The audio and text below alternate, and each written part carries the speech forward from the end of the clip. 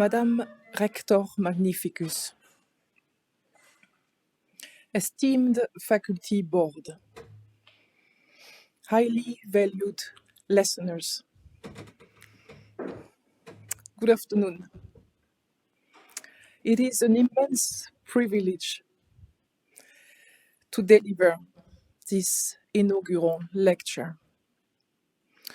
I will not be here without the support and help from many over the past years, starting from my family and my partner, Dr. Morgan Roussel. I am here in front of you because I value and I respect the power of university knowledge, the power of research done in a university setting. And I value and I respect the venerable institution of Leiden University with the motto Praesidium Libertatis.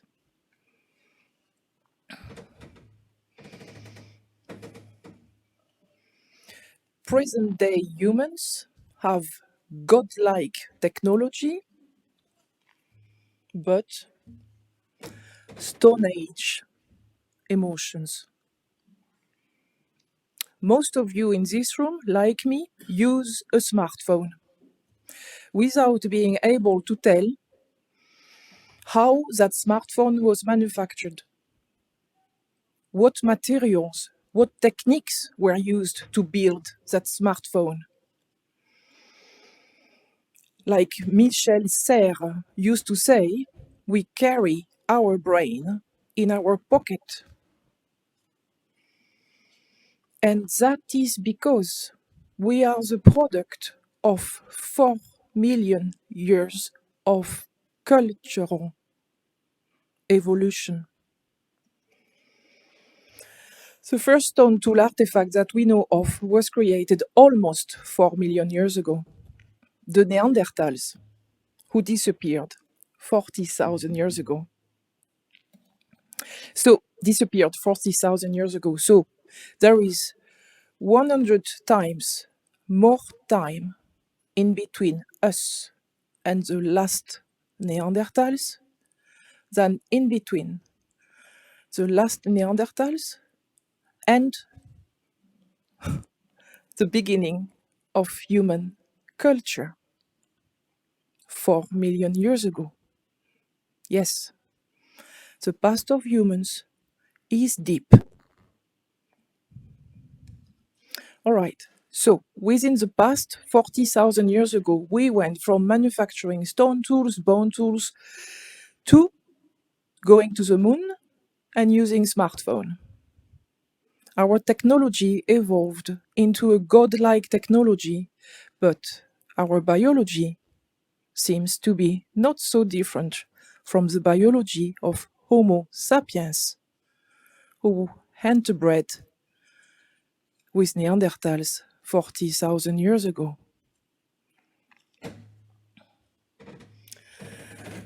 When I think about us humans and who we are, I like to use the tulip bulb metaphor. And that's why I have this beautiful flower bouquet here. So the bulb of a tulip is composed of several layers. And every single layer is needed for the tulip to stand strong and bloom. I like to see us as multi-layered as a tulip bulb, with our external envelope signaling who we are as individuals. Deeper inside are entrenched our language, behaviors, manners, transmitted or imposed actually on us by our family within society. Deeper inside our human physiology, anatomy, and even deeper inside the things we share with all living beings on planet Earth. For instance, DNA.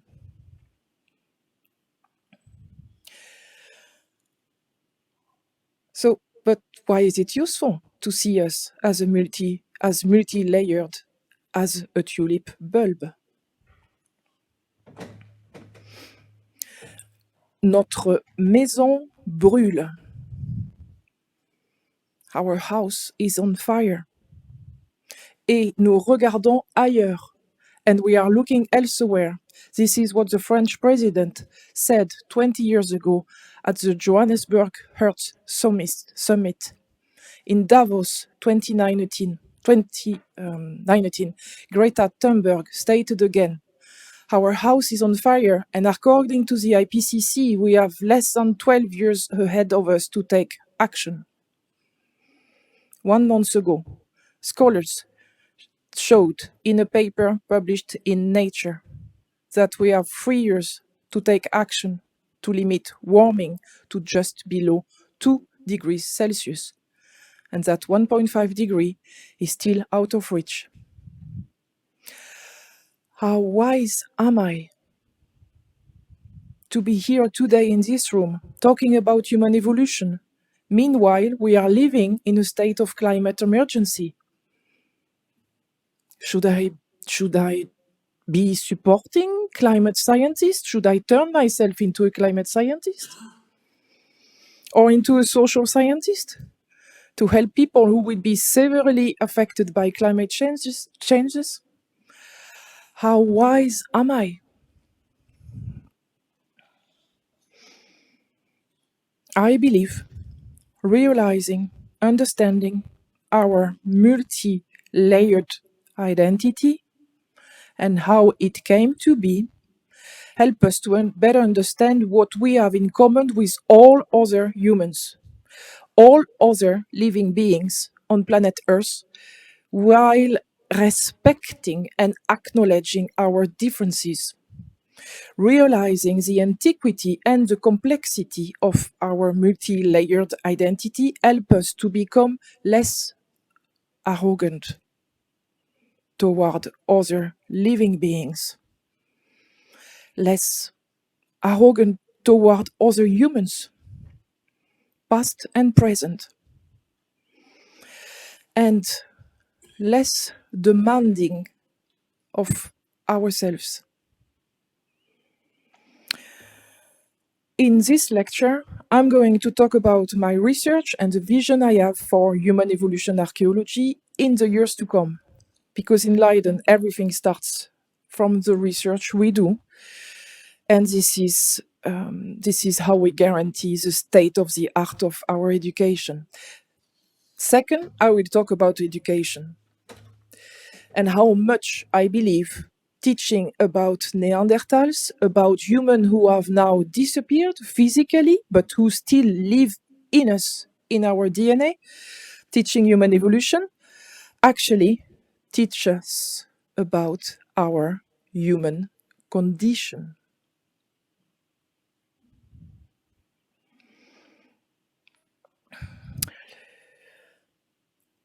And offer us a space to refocus on ourselves, reflect on who we are as individuals, as citizens, and how we can contribute at best to society. The title of my lecture is Neanderthal, Human Evolution and the Human Condition. In fact, what I do is post-colonial human evolution archaeology. And I would like to start with explaining what I mean by post-colonial human evolution and why is it needed. Post-colonial refers to the time we live in, a time after colonialism. Within the past 2 decades, a post-colonial approach developed in academia toward exposing the limits of academic Eurocentrism. And I'm using the words of Leila Gandhi here.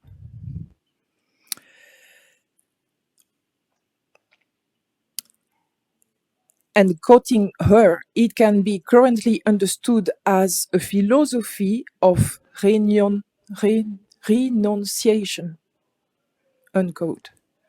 a philosophy of renunciation to undue domination.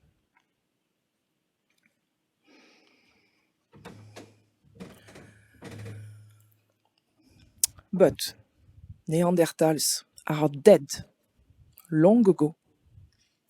So, what is the interest of using post-colonial theory here?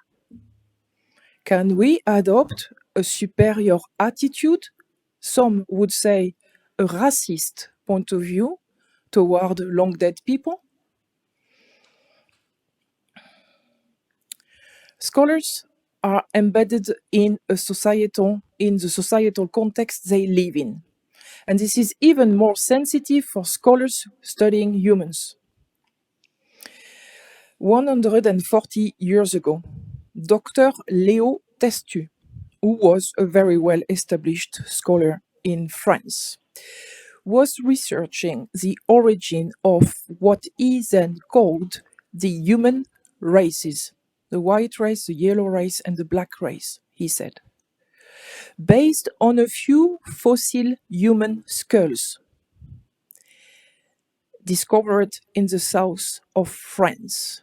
He argued that the origin of every human in the world is to be found in between the Dordogne in southwest of France and Monaco. Yes, Monaco, on the border between France and Italy.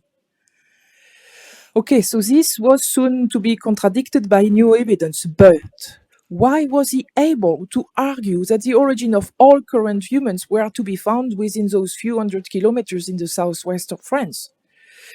Because of the Eurocentric point of view of the time. This is what made it possible for him to speculate such a thing. In his home country. He was, of course, talking about his home country. 30 years ago, when I was a student, two very important scholars published a book entitled The Human Revolution, about the origins of Homo sapiens. Homo sapiens was then, 30 years ago, seen as the one bringing a revolution, meaning upscaling humans to what we are today. It took 11 years for two other well-established scholars, two female scholars studying human evolution in Africa, to publish a paper entitled The Revolution That Wasn't, showing that shifting the point of view to Africa leads to reconsideration of the impact of Homo sapiens in human evolution. Homo sapiens was and is not a revolutionary creature. It is simply inheriting from more than 4 million years of evolutionary history. But wait a minute. Can't we safely think that if Homo sapiens is the only human on Earth today, it is because they were smarter, they were stronger? Actually, from all what we know about evolution, it is not necessarily the strongest or the smartest who survives, contrary to a popular misconception of Darwinian theory, but the one or the ones who are the best adapted to the situation. When dinosaurs disappeared and small mammals survived, it was not because they were strongest, those small mammals. They were just a better fit to the circumstances, and nobody would argue that these small mammals were smarter. Since Darwin, it is understood that evolution, when it comes to human, is guided by cultural selection. and that culture takes precedence over nature, and that nature and natural selection. Social instinct, sympathy, solidarity, assistance to the weaker oppose and resist natural selection. The advantage selected by evolution is social and naturally becomes cultural. And I'm using the words of Patrick Tort here.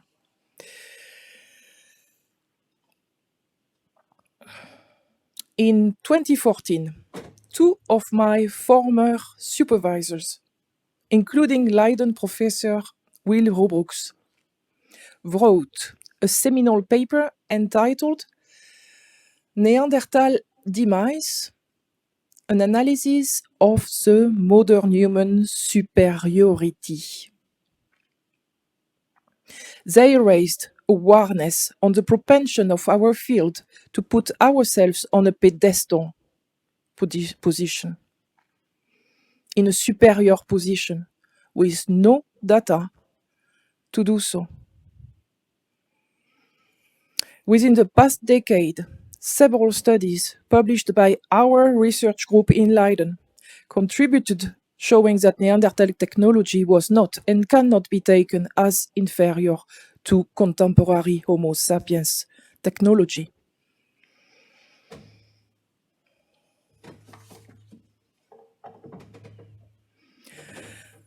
The first paper I published with Leiden affiliation in 2013 reported the discovery of objects that were likely invented by Neanderthals 50,000 years ago and that are still in use today.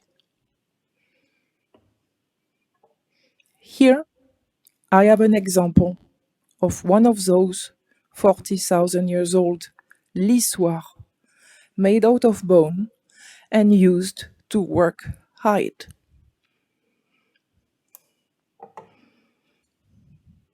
And here, I have a very similar object, also made out of bone,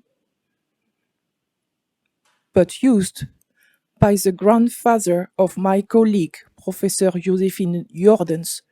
Her grandfather was a shoemaker in Amsterdam.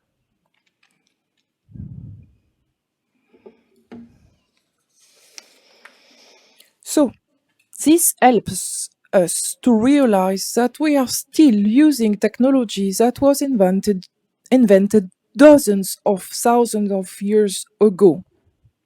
We are still using it because we haven't found anything else better to do the task we want to do with those tools. In 2016, Professor Robrooks and myself published a perspective paper in the PNAS entitled Neanderthal Revised. In this paper, we falsified the idea that Neanderthals were less sophisticated than contemporary Homo sapiens. The Neanderthals are likely the fossil hominin for whom we have the best preserved archaeological record. The study of the culture and behavior of Neanderthal over the past decade has now clearly shown that it is impossible to make a hierarchy in between the cognitive capabilities of Neanderthals and contemporary Homo sapiens.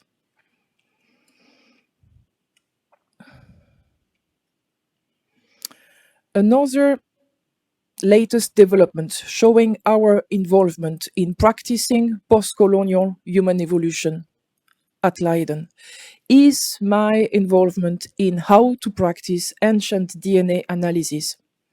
In an opinion piece recently published in Nature, I contributed stating that it is inappropriate to reduce people to their biological identity because we are so much more than our biological identity. We are multi-layered.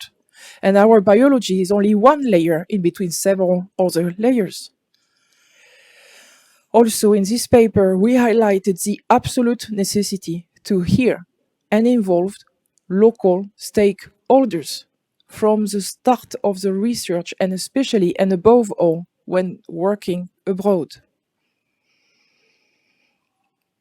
So post-colonial human evolution archaeology is something that I believe has started in Leiden already years ago.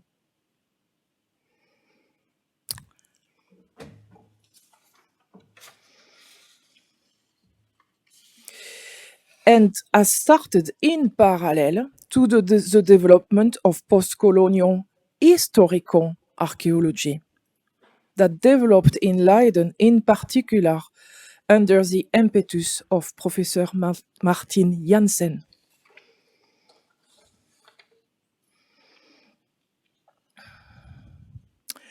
And recently, with 3 other professors from the Faculty of Archaeology in Leiden, we launched a reflective project entitled Questioning the Western Perspective on the Reconstruction of Human History. We will run a panel discussion at ESOF, the European Science Open Forum, the largest multidisciplinary scientific conference in Europe, to be held this July in Leiden, to be precise, on the 14th of July. We will publicly discuss the Western perspective on human history. And I hope to see you there. To finish on this, I would say that Leiden is the ideal place to practice post-colonial human evolution.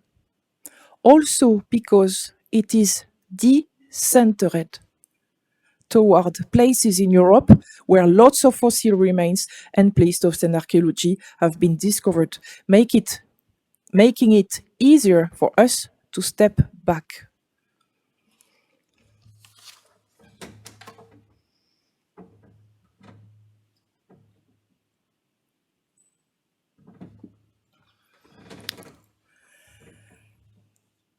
So now that my theoretical framework, I hope, is clear, I want to talk about the future.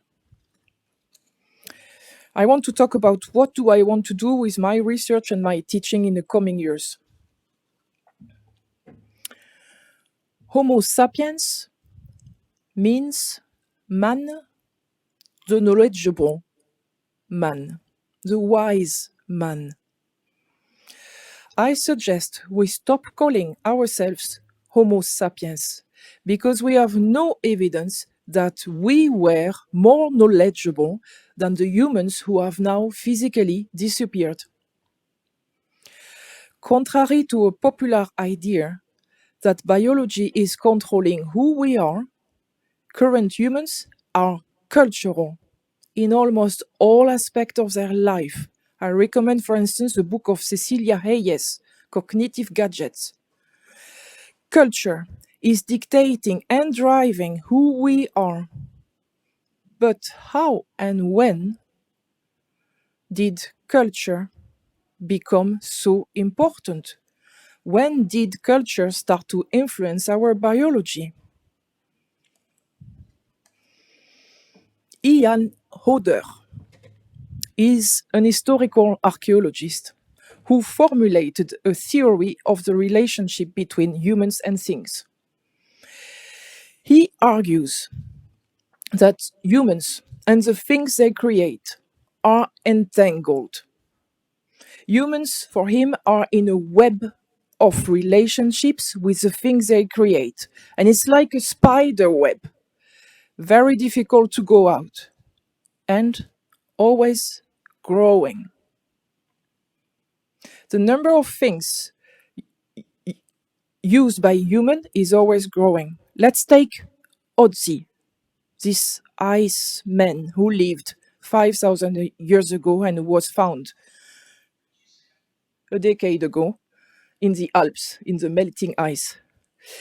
The number of objects Otzi used in his entire life is likely very close to the number of objects we use in a single day. Today, we are extremely dependent on objects, and if Ian Oder is correct, the web of dependencies toward objects would always be increasing, maybe explaining why we have difficulties reducing the number of objects we use, even with very good motivation of decreasing our carbon imprint.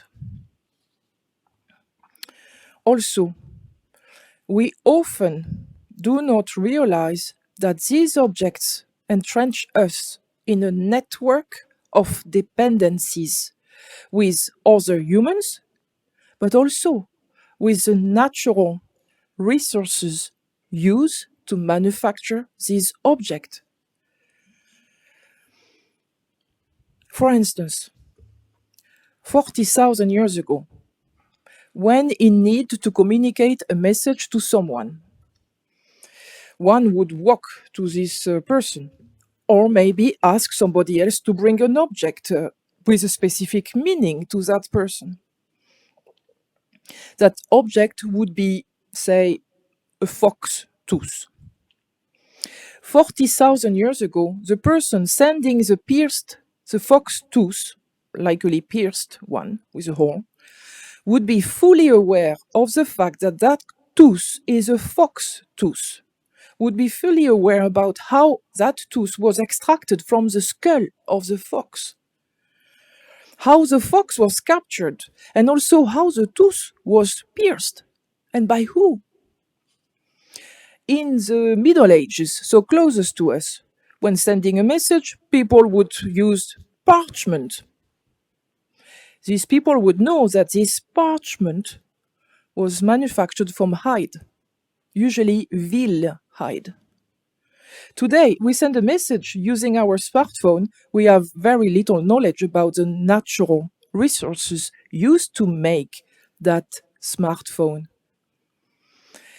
The network of dependency is huge and is so large that it is, of course, hidden to most of us.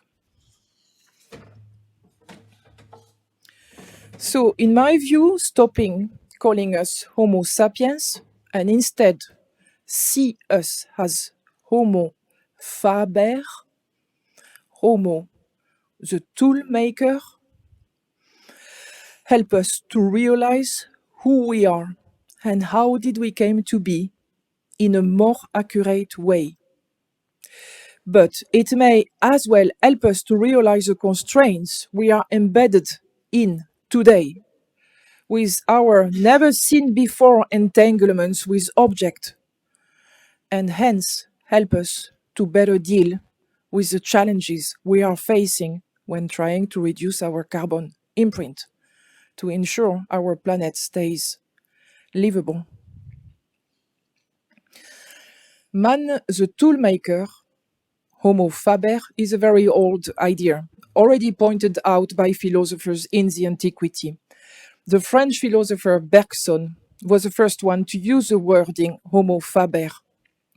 He suggested that human intelligence developed with the manipulation of objects and things. Later on, the other French philosopher Simone Weil insisted on the fact that material things provide us with an unflexible world that creates a network of necessities for humans. So the questions I would like to ask in the coming years are the following. How did this entanglement with objects develop over the course of human evolution? Is it a recent thing? Say, something developing with Homo sapiens? Were the first humans, Homo habilis, Homo erectus, already intertwined in a web of ever-growing entanglement with the objects they manufactured and used? Over the past decades, we did lots of progress in reconstructing prehistoric manufacturing processes, including reconstructing the sourcing of raw materials. but we always did it at a small geographic or small temporal scale. Also, within the past decade, and thanks to the development of mass spectrometry in archaeology, we made huge progress in reconstructing the usage of organic materials.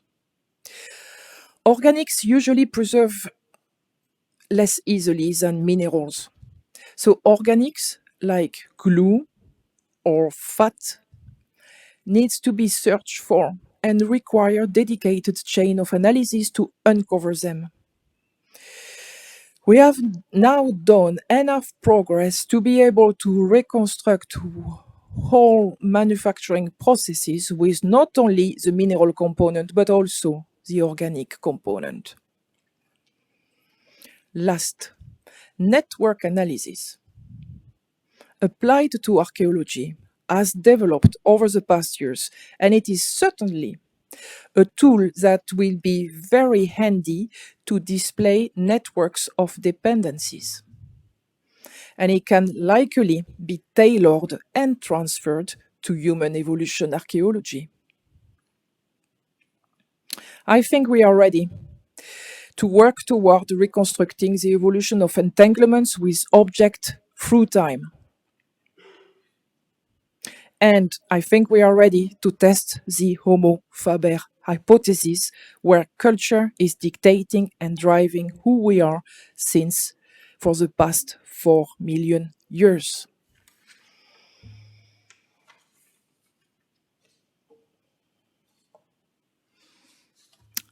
I give you rendezvous in 20 years' time at my farewell lecture to see the progress we would have done.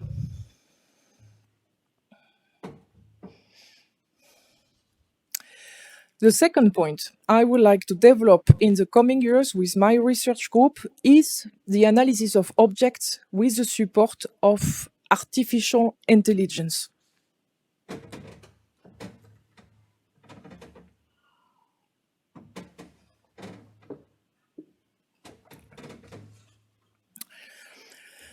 When studying archaeological objects, we usually compare the object we are looking at with a reference collection, previously studied, previously published.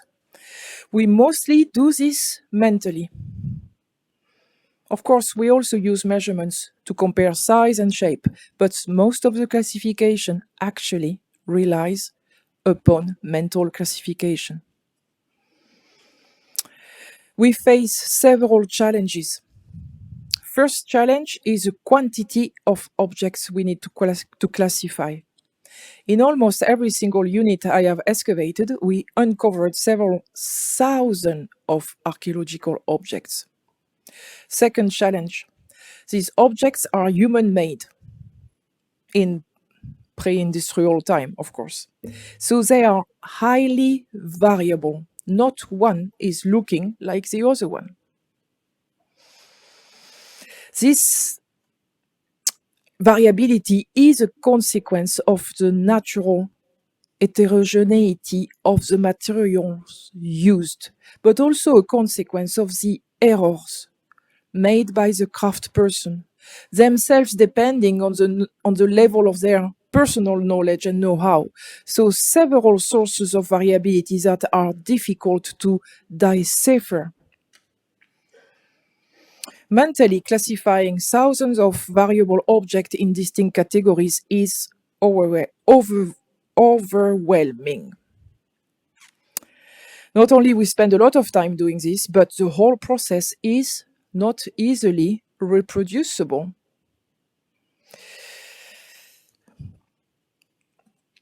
So now, what artificial intelligence can do for us? Machine learning is gifted in recognizing patterns in visual informations. It has started being used in archaeology, and in Leiden, thanks to the SAIL initiative, it is gaining momentum. We have large reference collections, and I'm very proud to have contributed to one of the first papers showing the successful automatic classification of stone tools based on their 3D shape. This paper was led by Will Archer and Shannon McFerron and published a year ago. So training of machine learning is possible, and hence robust automated classification can be reached. And one of the advantage of classifying using an algorithm is that A, the algorithm is classifying objects on a continuous scale, meaning that there is no need to push human-made objects into distinct boxes anymore. The algorithm classifies stone tools with a confidence interval. B, the classification process is more reproducible. You can reuse the same algorithm to classify new objects. C, the algorithm that we use in our paper successfully classified up to 70% of the stone tools we put in the system. Much more than what any scholar would dare to do because of lack of confidence. So machine learning and artificial intelligence is certainly the way forward. And I'm excited to see what this can bring us in the future. I expect it would greatly facilitate analysis of objects, especially stone tools, that are the most abundant objects from the past we have access to. The other domain where I believe artificial intelligence and machine learning would help us tremendously is the excavation.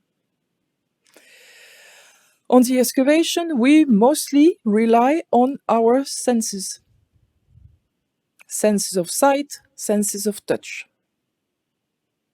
to analyze the sediment and the relationship in between the sediment and the finds we are uncovering. Of course, we do analysis of the sediment in the lab, but these analyses are done in a lab often located several thousands of kilometers away from the excavation, and as a consequence, often done after the excavation. So when we are in the field, we are alone with our senses. And it would be great to improve this. I believe artificial intelligence coupled with spectral imaging and magnetic detection would help us tremendously. It's a whole new way of functioning during excavation that can and need to be put together in the coming years. And I'm looking forward taking part of that with my team and my students. Now, let's talk about education.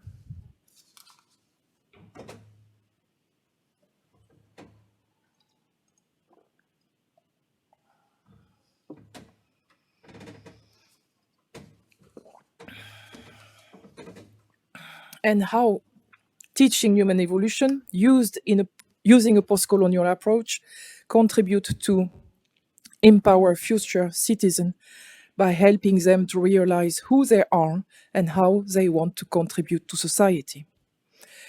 Until now, I've been talking about human evolution, but in fact, what I was referring to most of the time is human evolution archaeology.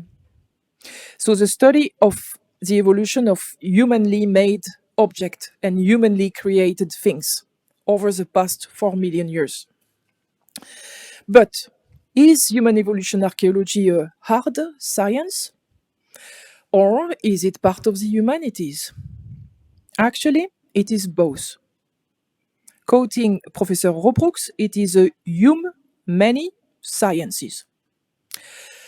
And as a token of how much human evolution archaeology is taking both from the hard sciences and from the humanities, let me tell you with whom I have recently co-written grant applications. One with the head of the Department of Proteomics and Glucomics at LUMC, Professor Manfred Wührer, and another one with the ex-dean of the School of Philosophy at Erasmus University in Rotterdam, Professor Hub Swart. So I'm happily stretching in between hard sciences and the humanities in my today practice. But in our current education system, students need to choose one or the other, need to choose hard sciences or the humanities. For instance, our politicians often study the humanities at university level and have little experience with so-called hard sciences. How easy is it for them to take well-informed decisions when they need to react to a global pandemic? When they have to understand the meaning of the index of reproduction of a virus and the modeling of virus propagation? To deal with those uncertainties that our world faces, we need citizens who are experienced with both the humanities and the hard sciences. We need humani sciences that uses approaches taking both from the humanities and the hard sciences, like human evolution archaeology. Professor Jürgen Renn, in his book about rethinking science in the Anthropocene, did emphasize the need to break apart boundaries and go back to the integration of knowledge, like what Humboldt, Darwin, or Montaigne were doing. Closer to us, our rector, Esther Bile, during her address at the Dies Natalis in February, insisted that connecting discipline allows to ask questions that we usually cannot ask within our own discipline. But what are those topics that we usually cannot address yet? The human condition is a topic that nobody is addressing because it takes a multidisciplinary setting to do so. Humans are physical, biological, psychological, cultural, social, historical beings. The study of the human nature is currently divided into several different disciplines: sociology, psychology, neurology, medicine, philosophy, literature studies, history, archaeology, to name a few. And using the words of the French philosopher Edgar Morin, with the learning about the human complexity being disintegrated between discipline and in between sciences and the humanity, we can no longer reflect and learn what being human means. In 2019, Edgar Morin and a group of experts, including Professor Peter Westbrook from Leiden, were asked by the UNESCO to define what needs to be taught in future education, following the framework they proposed. I believe my discipline, human evolution archaeology, coupled with other disciplines now dispersed in between different faculties, could gather and contribute teaching the following. 4 things. Teach detecting errors and illusions in scientific work. Science is not ready-made. It's constantly constructed. And I can give many examples in my own discipline, also because it's fun to do, because we can show both the limitation of both the hard sciences and the humanities, showing that those limitations are different. We can teach the principles of pertinent knowledge that looks into the relationships between different scale, the local and the global, the parts and the whole, the individual and the population.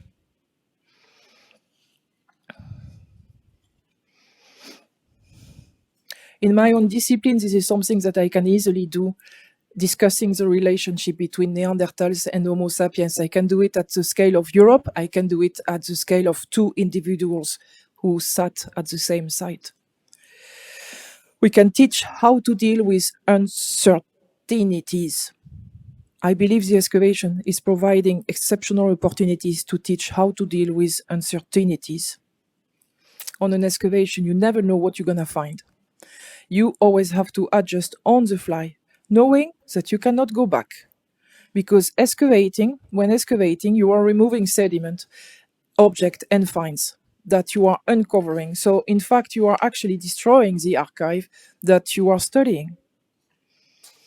So, it's a great context to teach how to deal with uncertainties. Also, because it is done in a group, one needs to work with the rest of the team. It's a collective endeavor. Fourth thing, teach understanding in between humans. My contribution would be to explore this multi-layered identity, multi-layered as a tulip bulb. Realizing, understanding our multi-layered identity and how it came to be help us to better understand what we have in common with all other humans, all other living beings on planet Earth. See the other as a similar, otherwise constructed. And first focus on the similarities before looking into the differences. I'm here referring to the words of Patrick Tort. If we were to teach those things, detecting error in illusions, looking into the relationship between different scales, dealing with uncertainties and understanding in between humans, if we were to do that with both hard sciences and humanities, wow, what a great knowledge opportunity we would offer to our students. That was for content, education content. And before closing this talk, I would like to say a few words about how to do education from the practical point of view. What techniques, what protocol to use. In ancient Rome, citizens involved in the city life were asked to take time for contemplation. Time with no vital task to do, but think, reflect on oneself, search for oneself values in order to better decipher how one can contribute to society. Montaigne, the French Renaissance thinker, wrote, "There is no bigger threat to the mind that converse with the self. Stop and sit in oneself in order to find oneself, to know oneself." The Dutch philosopher Spinoza elaborated on this and argues that the most important changes will come from the individuals who first look into themselves and second, look at what is around them with no judgment.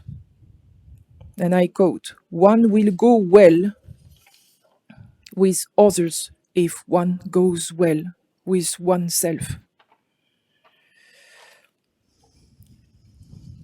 So what I want to do with my teaching is first, develop the student. Second, develop the knowledge. To do that, I like to have no hierarchy between me and the students, but respect. RESPECT. To allow everyone to fully express and reach full potential. And also, I like to identify knowledge and find knowledge creation strategies that can be reused outside of the university. That's why I have created and taught several courses focusing on transferable skills.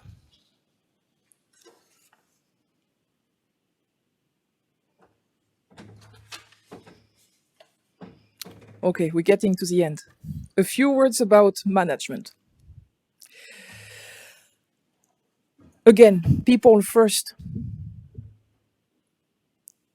We can trust diversity. We need to trust diversity to create powerful synergies.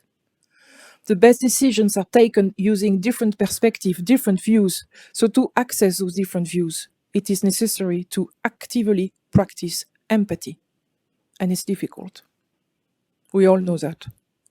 We need to do effort to hear and understand the perspective of the other. We need to practice positive communication. It's a learning. We need to allow experimentation and welcome mistakes as stepping stones to go further, faster. So putting in practice what I think is a post-colonial approach and a philosophy of renunciation to undue domination. I believe in personal development for the students, personal development for staff. And with that in place, everything will go even faster and even smoother.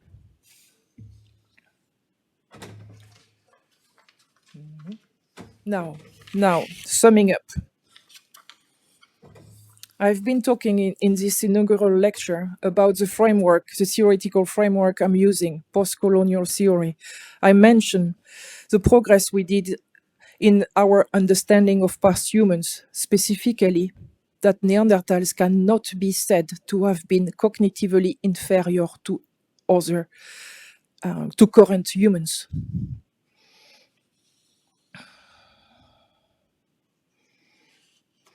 I discuss my research vision and the necessity of looking into how culture shaped human evolution, the Homo faber hypothesis. I mentioned the interest of developing artificial intelligence in human evolution archaeology to make our science more reproducible and easier to practice. I also dare to mention my dream vision for how human evolution, when coupled with other disciplines, both from hard sciences and the humanities, can allow us to explore the human condition, a knowledge territory abandoned at the university level since decades. And I hope I have sparked your interest in that matter.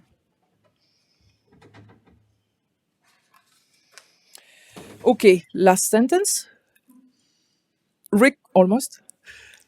Recognizing the other first as a similar is a way to refute the idea of exceptionalism, of superiority, of rupture between us and past humans, between humans and non-humans.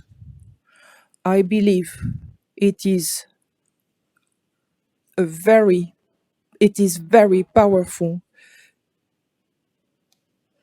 to think along those lines, to better deal with the future challenges, including the consequences of climate change.